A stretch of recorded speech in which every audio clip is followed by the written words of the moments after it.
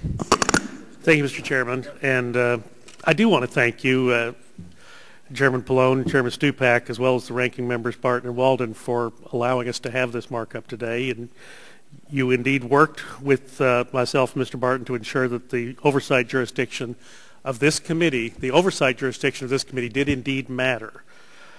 Mr. Chairman, I know that transparency is important to you. I hope ultimately we can pass this resolution on a bipartisan basis. Now, just to recapitulate, I wrote to the White House in September on this issue. I'll ask unanimous consent that that letter be made part of the record. Without objection, that'll be the order. My staff reached out to the White House. Mr. Chairman, you reached out to the White House on my behalf, and we got nothing. Finally, I was compelled to introduce the resolution of inquiry. Then yesterday at 2:20 p.m., 119 days after my letter, we did hear from the White House.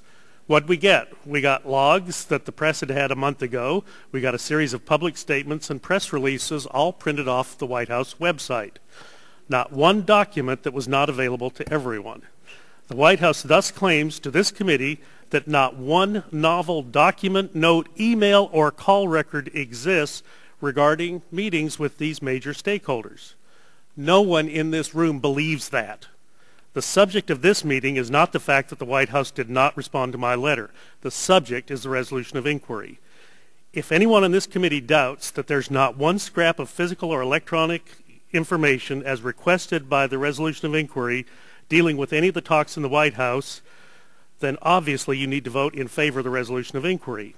At these meetings, agreement was reached to save upwards of $2 trillion. $2 trillion, and we didn't write down a single word. It was all done on a handshake. Call them gentlemen's agreements, backroom deals, or power politics. We know they happened. What we don't know is who agreed to what with whom. On Monday, the president said, quote, "I didn't make a bunch of deals," close quote. This claim contradicts everything that has been reported because we all know somebody did. There is nothing inherently wrong with the president engaging on such important topics or encouraging groups to act in the best interest of the public. But we don't know if the deals struck were in the best interest of the public. Even worse, the deals circumvented the legislative process. The 6 groups named in the resolution were meeting at the White House at the very time this committee was marking up H.R. 3200.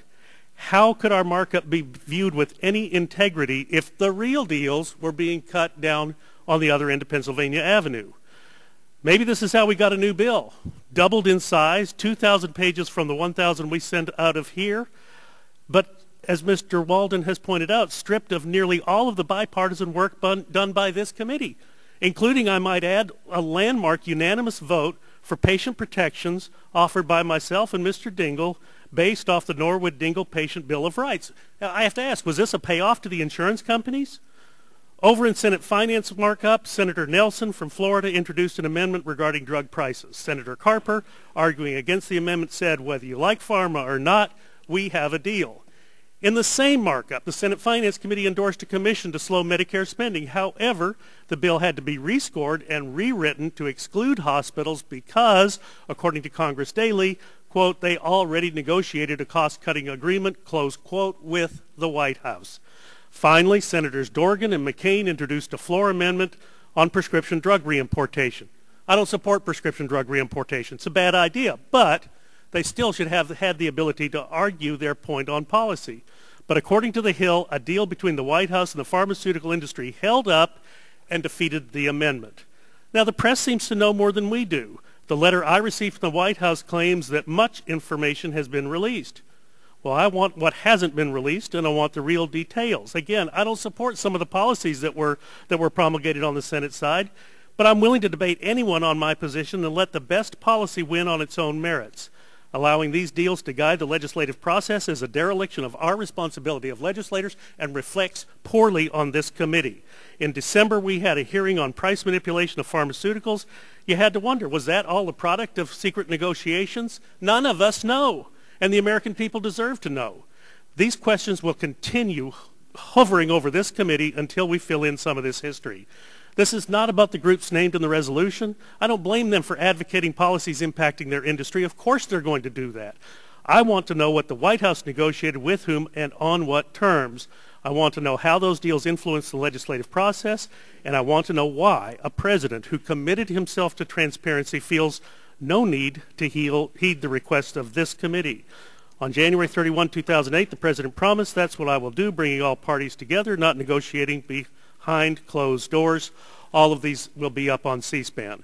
Earlier this week, the president said that his lack of transparency was a mistake. If true, he should correct the mistake by turning over the information requested. To fully understand the policy choices going forward, we need to know what took place at the White House during this past year. The American people expect us to act in their best interest rather than protecting business interests of those currying favor in Washington. If stakeholders sought protections or made unreciprocated concessions to Washington politicians, we all need to know.